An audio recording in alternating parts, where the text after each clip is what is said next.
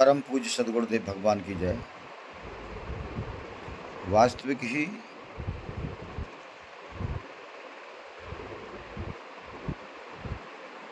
अज्ञान में चलते हुए मानव प्राणी जो वास्तविक विवेकशील प्राणी है, विवेक में सर्वश्रेष्ठ प्राणी है, लेकिन भगवान की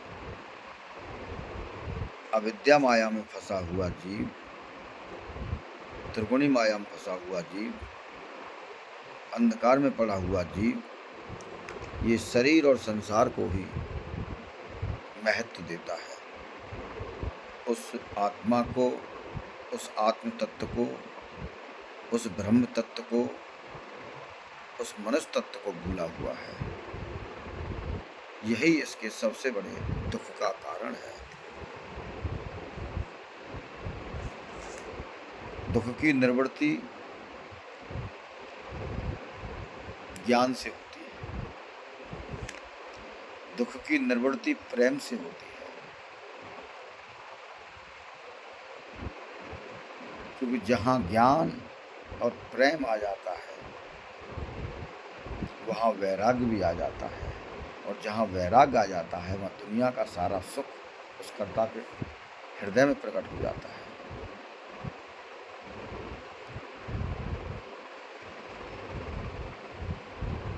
लेकिन प्राणी क्या चाहता है? जबकि भगवान ने अनेकों प्रकार के वैराग्य प्रकट करने के स्थिति बनाई है। जब प्राणी का शरीर छूटता है तो जिसको शमशान में ले जाते हैं, उस स्थिति में क्षणिक वैराग्य प्राणी के हृदय में आता है। लेकिन जैसे ही वो प्राणी वहाँ से अपने घर की तरफ, अपने बिजनेस की तरफ या अपने कार्य की तरफ आता है, सब कुछ फिर भूल जाता है। इसका सीधा सा मतलब है हृदय में असीमित इच्छाओं का चलना। असीमित इच्छाएं, अनेकों प्रकार के प्रलोभन, अनेकों प्रकार की वासनाएं, ये उस प्राणी के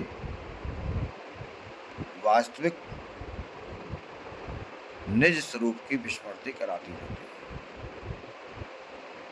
है। निज स्वरूप की स्मृति हो, तत्व की जिज्ञासा हो, मानवता की कीमत याद हो,